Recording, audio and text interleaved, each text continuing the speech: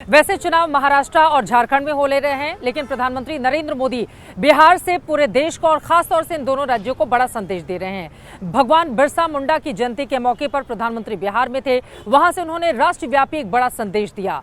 आपको बताते चले, बड़ी तादाद में जो आदिवासी वोटर्स हैं वो महाराष्ट्र में हैं, झारखंड में भी हैं। ऐसे में बिरसा मुंडा के गुण गाते हुए पीएम ने क्या क्या बातें कही और राहुल गांधी ने महाराष्ट्र की सियासत से उनको किस तरह से याद किया।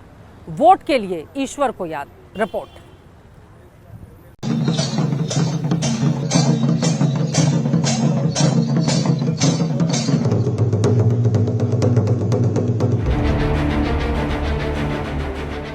चुनाव झारखंड और महाराष्ट्र में हो रहा है, लेकिन पीएम मोदी आज इन दोनों राज्यों से दूर बिहार के दौरे पर थे।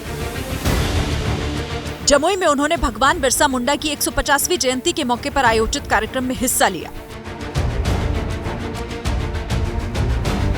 इस मौके पर पीएम ने 150 रुपए का सिक्का जारी किया, जिस पर बिरसा मुंडा की तस्वीर है। बिरसा मुंडा के नाम पर 5 रुपए का एक डाक टिकट भी जारी किया गया। कार्यक्रम जमुई में हुआ, लेकिन पीएम मोदी ने जनजातीय गौरव दिवस के मंच से संदेश देश भर को दिया। और संदेश मायने इसीलिए रखता है क्योंकि महाराष्ट्र और झारखंड में आदिवासी वोटर बड़ी संख्या में हैं, जहां चुनाव होने वाले हैं। झारखंड में 26% तो महाराष्ट्र में 9% आदिवासी आबादी है। 40 मिनट का पूरा भाषण पीएम का आदिवासियों के नाम रहा। जमुई के मन से कहा कि आदिवासियों ने राजकुमार राम को भगवान राम बनाया। आदिवासी समाज वो है जिसने राजकुमार राम को भगवान राम बनाया। बिरसा मुंडा आदिवासी समाज के थे और समाज उन्हें भगवान मानता है। महाराष्ट्र और झारखंड में चूंकि अभी चुनाव चल रहे हैं, इसीलिए इस तरह का कार्यक्रम वहां हो नहीं सकता था, लेकिन बिहार के कार्यक्रम के जरिए संदेश दोनों राज्यों तक पहुंच ही गया है। हम लोग इस मकसद से आए हैं कि भगवान बिरसा मुंडा जी की जो सीख है, अपनी माटी के लिए न्यौछावर हो जाना, तो हम भी सुनिश्चित करेंगे कि यहाँ की भूमि जो झारखंड के निवासी हैं उन्हीं के लिए है।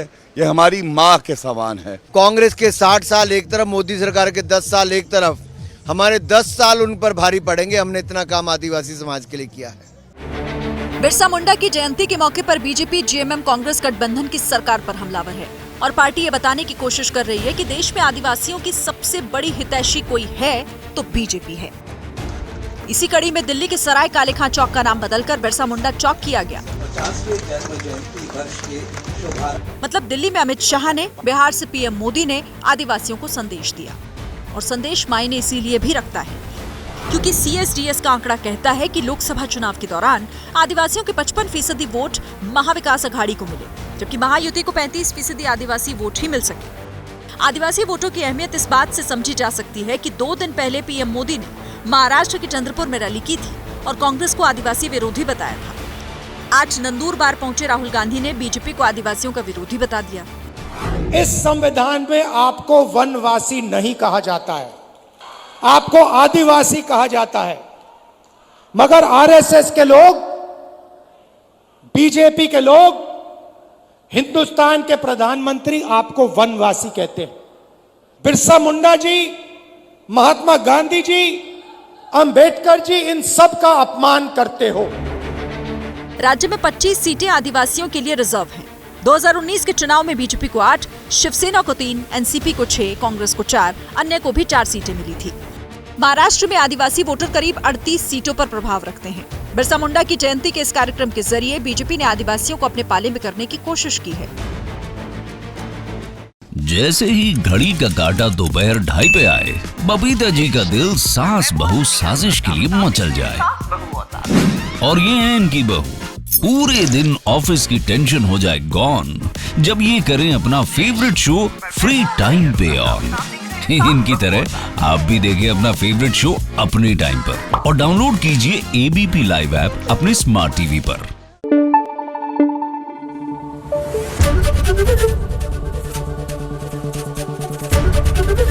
ABP न्यूज आपको रखे आगे।